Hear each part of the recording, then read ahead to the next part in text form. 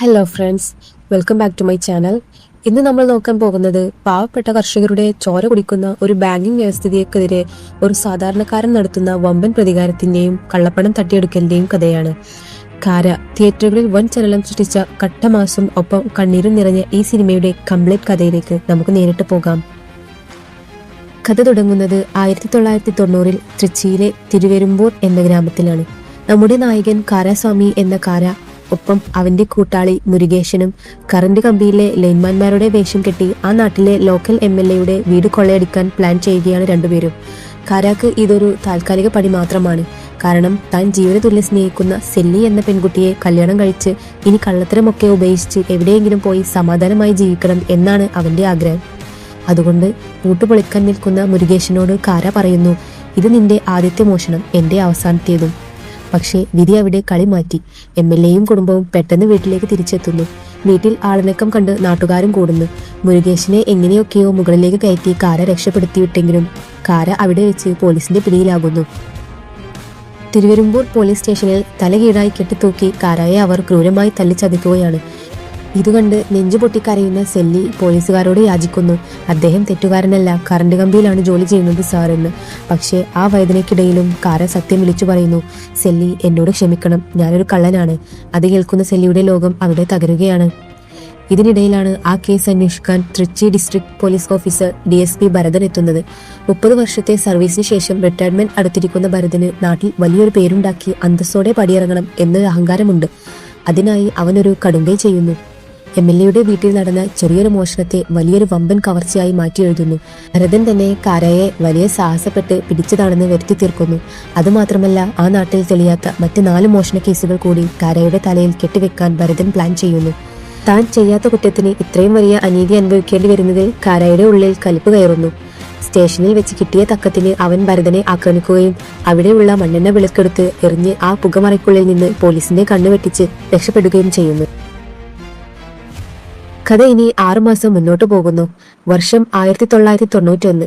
കാരയും സെല്ലിയും ഇപ്പോൾ റെനിഗുണ്ടയിലെ ഒരു ചെറിയ മെസ്സിൽ കഠിനമായി പണിയെടുക്കുകയാണ്. തുച്ഛമായ ശമ്പളം, ജീവിക്കാൻ വലിയ കഷ്ടപ്പാടാണ്. സെല്ലി നന്നായി പാചകം ചെയ്യും. അത് മനസ്സിലാക്കി കാര അവളോട് പറയുന്നു, നമുക്ക് സ്വന്തമായി ഒരു ക്യാൻറ്റീൻ തുടങ്ങിയാലോ. അതിനായി കാര ഒരു ബാങ്കിൽ ലോൺ ചോദിച്ചു ചെല്ലുന്നു. പക്ഷേ ഈട് നൽകാൻ രേഖകളൊന്നും ഇല്ലാത്തതിനാൽ ബാങ്ക് മാനേജർ അവനെ ആട്ടിപ്പായിക്കുന്നു. ദേഷ്യം വന്ന കാര നുണ പറയുന്നു, എന്റെ സ്വന്തം നാട്ടിൽ എനിക്ക് 8 ഏക്കർ ഭൂമിയുണ്ട് സാർ എന്ന്. എങ്കിൽ ആ രേഖകൾ കൊണ്ടുവരാൻ ബാങ്കുകാരൻ ആവശ്യപ്പെടുന്നു. ഭൂമിയുടെ ആധാരം എടുക്കാനായി കാരയും സെല്ലിയും രാമനാഥപുരത്തുള്ള കാരയുടെ സ്വന്തം ഗ്രാമത്തിലേക്ക് വണ്ടി കയറുന്നു. നീണ്ട 16 വർഷങ്ങൾക്ക് ശേഷമാണ് കാര തന്റെ സ്വന്തം ഗ്രാമമായ കിളിയൂരിലേക്ക് തിരിച്ചെത്തുന്നത്. കാരയ്ക്ക് 16 വയസ്സുള്ളപ്പോൾ സ്വന്തം അച്ഛൻ കന്ദസ്വാമിയുടെ പണം മോഷ്ടിച്ചാണ് അവൻ നാടുവിട്ടത്. അച്ഛൻ കന്ദസ്വാമി പഴയ കാര്യങ്ങളെല്ലാം മറന്ന് മകനെ നെഞ്ചോട് ചേർക്കുന്നു. പക്ഷേ അവിടെ ചെന്നപ്പോഴാണ് കാര ഒരു ക്രൂരമായ സത്യം അറിയുന്നത്. പഞ്ചവൻ യൂണിയൻ ബാങ്ക് വഴി ഒരു ട്രാക്ടർ വാങ്ങിയ വകയിൽ കന്ദസ്വാമി വലിയൊരു കടക്കെണിയിലാണ്. ഗൾഫ് യുദ്ധം കാരണം ഡീസൽ വില ആകാശത്തോളമാണ്. ട്രാക്ടർ ഓടിക്കാൻ പോലും കാശില്ല. പക്ഷേ ബാങ്കിലെ EMI കൃത്യമായി അടയ്ക്കണം. ഇതിനായി സ്വന്തം നിലത്തിന്റെ ആധാരം ബാങ്കിൽ പണയപ്പെടുത്തിയിരിക്കുകയാണ് അച്ഛൻ. കാര അച്ഛനോട് വന്ന് പറയുന്നു, അപ്പ നമുക്ക് ഈ നിലം വിറ്റ് കടമെല്ലാം തീർക്കാം, ബാക്കി തുക എനിക്ക് ബിസിനസ് തുടങ്ങാൻ തരൂ. പക്ഷേ കന്ദസ്വാമി അതിന് തയ്യാറല്ല. ഇത് നമ്മുടെ പൂർവികരുടെ മണ്ണാണ്, ദൈവത്തെ പോലെ പവിത്രമാണ്, ഞാനിത് വിൽക്കില്ല എന്ന് അച്ഛൻ തീർത്തു പറയുന്നു. ദേഷ്യവും സങ്കടവും സഹിക്കാനാവാതെ കാര അവിടെ നിന്നും ഇറങ്ങിപ്പോകുന്നു. ഇതിനിടയിൽ പഞ്ചവൻ യൂണിയൻ ബാങ്ക് ആ കർഷക കുടുംബത്തിന് നിലം ജപ്തി ചെയ്യുന്ന നോട്ടീസ് അയക്കുന്നു. അപ്പോഴാണ് കാരയ്ക്ക് മനസ്സിലാകുന്നത്, ബാങ്ക് മാനേജറായ മുത്തുസെൽവൻ എന്ന കള്ളനാണയം തന്റെ അച്ഛനെ മാത്രമല്ല ആ നാട്ടിലെ ഭൂരിഭാഗം പാവപ്പെട്ട കർഷകരെയും ഒളിച്ചുവെച്ച ചാർജുകളും ഉയർന്ന EMIയും കാണിച്ച് ചതിക്കുഴിയിൽ വീഴ്ത്തിയിരിക്കുകയാണെന്ന്. ഈ വലിയ മാനസിക വിഷമത്തിൽ കന്ദസ്വാമി മരണപ്പെടുന്നു. അദ്ദേഹത്തിന്റെ അവസാന ആഗ്രഹം സ്വന്തം മണ്ണിൽ അടക്കം ചെയ്യപ്പെടണം എന്നതായിരുന്നു. നാട്ടുകാർ ചേർന്ന് മൃതദേഹം അടക്കം ചെയ്യാൻ തുടങ്ങുമ്പോൾ ബാങ്ക് അധികൃതരും പോലീസും വന്ന് അത് തടയുന്നു. ജപ്തി ചെയ്ത മണ്ണ് ശവമടക്കാൻ പറ്റില്ലെന്ന് പറഞ്ഞ് മാനേജർ മുത്തുസെൽവൻ കാരയെയും കുടുംബത്തെയും പരസ്യമായി അപമാനിക്കുന്നു. പണമില്ലാത്തതിനാൽ അച്ഛന്റെ മൃതദേഹം ആശുപത്രി മോർച്ചറിയിലേക്ക് മാറ്റേണ്ടി വരുന്നു. അവിടെ വെച്ച് കാരായും ഉള്ളിലെ കള്ളൻ വീണ്ടും ഉണരുകയാണ്. എന്റെ അച്ഛന് അന്തസ്സായ ഒരടക്കം നൽകാൻ എനിക്ക് പണം വേണം. അത് ആ ചതിയന്മാരുടെ ബാങ്കിൽ നിന്ന് തന്നെ ഞാൻ എടുക്കും എന്ന് കാര ഉറപ്പിക്കുന്നു. കാര തന്റെ പഴയ കൂട്ടാളി മുരുകേഷിനെയും കാസിയെയും കൂടെ കൂട്ടുന്നു. അവർ ബാങ്കുകളെ കുറിച്ച് പഠിക്കുന്നു. രാത്രിയിൽ ബാങ്കുകളിൽ ശക്തമായ അലാറം സിസ്റ്റം ഉണ്ടെന്ന് അവർ മനസ്സിലാക്കുന്നു. ആദ്യം ഒരു ബൈപ്പാസ് ശാഖയിൽ രാത്രി മോഷണത്തിന് ശ്രമിച്ചെങ്കിലും ലോക്കർ സിസ്റ്റം മനസ്സിലാകാത്തതിനാൽ അത് പരാജയപ്പെടുന്നു. അപ്പോഴാണ് കാര ശ്രദ്ധിക്കുന്നത് പകൽ സമയത്ത് ടിവിയിൽ യുദ്ധവാർത്തകൾ വരുമ്പോൾ നാട്ടുകാരും ബാങ്ക് ജീവനക്കാരും അതിൽ മുഴുകിയിരിക്കുകയാണെന്ന്. അങ്ങനെ അവർ മുതുകുളത്തൂർ ബ്രാഞ്ചിൽ പകൽ വെളിച്ചത്തിൽ ഒരു വമ്പൻ കൊള്ള പ്ലാൻ ചെയ്യുന്നു. മോഷണം വിജയകരമായി പൂർത്തിയാക്കി അവർ 3 ലക്ഷം രൂപ കവരുന്നു. പക്ഷേ വാർത്തകളിൽ വരുന്നത് 5 ലക്ഷം രൂപ നഷ്ടപ്പെട്ടു എന്നാണ്. കാര ഞെട്ടിപ്പോകുന്നു. യഥാർത്ഥത്തിൽ ബാങ്ക് മാനേജർ മുത്തുസെൽവൻ ഈ മോഷണത്തിന്റെ മറവിൽ ബാങ്കിൽ നിന്ന് 2 ലക്ഷം രൂപ സ്വന്തമായി പൂഴ്ത്തിയിട്ട് ആ കുറ്റം കൂടി കാരയുടെ തലയിൽ കെട്ടിവെക്കുകയായിരുന്നു. ഇതിനിടയിൽ മോഷണം പോയ നോട്ടുകളുടെ സീരിയൽ നമ്പറുകൾ ട്രാക്ക് ചെയ്ത് DSP ഭരതൻ അന്വേഷണം ശക്തമാക്കുന്നു. കാര മോഷ്ടിച്ച 3 ലക്ഷം രൂപയുമായി ലോൺ അക്കൗണ്ട് ക്ലോസ് ചെയ്യാൻ ബാങ്കിന്റെ ഹെഡ് ഓഫീസിലെത്തുന്നു. പക്ഷേ അവിടെ ചെന്നപ്പോൾ ബാങ്കുകാർ പ്രോസസിംഗ് ഫീസും പെനാൽറ്റിയും എന്ന് പറഞ്ഞ് വീണ്ടും വലിയ തുക അധികം ചോദിക്കുന്നു. അവിടെ വെച്ച് മാനേജർ മുത്തുസെൽവൻ കാരയെ തിരിച്ചറിയുകയും അവനൊരു വമ്പൻ ഓഫർ നൽകുകയും ചെയ്യുന്നു. നീ ഇനി ഞാൻ പറയുന്ന ബാങ്കുകൾ കൊള്ളയടിക്കണം, നമുക്ക് പകുതി പകുതിയായി ലാഭം വീതിക്കാം. ബാങ്കിന്റെയും മുത്തുസെൽവന്റെയും അഴിമതിയുടെ ആഴം കാരയ്ക്ക് മനസ്സിലാകുന്നത് അവിടെ വെച്ചാണ്. പാവപ്പെട്ടവരുടെ ഭൂമി തട്ടിയെടുക്കാൻ ഇവർ നടത്തുന്ന ചതികൾക്കെതിരെ കാര ആയുധമെടുക്കാൻ തീരുമാനിക്കുന്നു. അവൻ ഇനി സ്വന്തം ആവശ്യത്തിനല്ല, ആ നാട്ടിലെ പാവപ്പെട്ട കർഷകർക്ക് വേണ്ടിയാണ് മോഷ്ടിക്കാൻ പോകുന്നത്.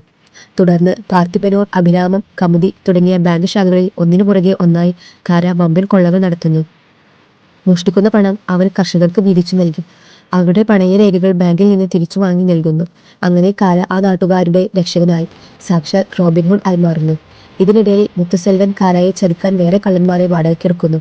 ആ സംഘവുമായി ലക്ഷ്മി ലോഡ്ജിൽ വെച്ചുണ്ടാകുന്ന ഏറ്റുമുട്ടലിൽ കാരയുടെ വിശ്വസ്തനായ മുരുകേശന് കുത്തേറ്റു വീഴുന്നു. എങ്കിലും കാര തന്റെ പോരാട്ടം നിർത്തുന്നില്ല. ഒടുവിൽ സായൽക്കുടിയിൽ ഒരു സിനിമാ ഷൂട്ടിങ്ങുമായി ബന്ധപ്പെട്ട് വരികയായിരുന്ന വലിയൊരു തുക കാരായും സംഘവും ചേർന്ന് വണ്ടി തടഞ്ഞു കടത്തുന്നു.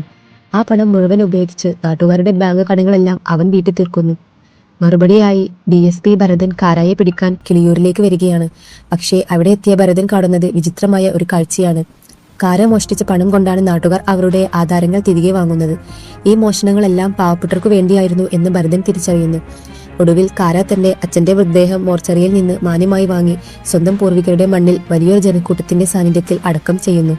അച്ഛന്റെ അവസാന ആഗ്രഹം അവൻ നിറവേറ്റി.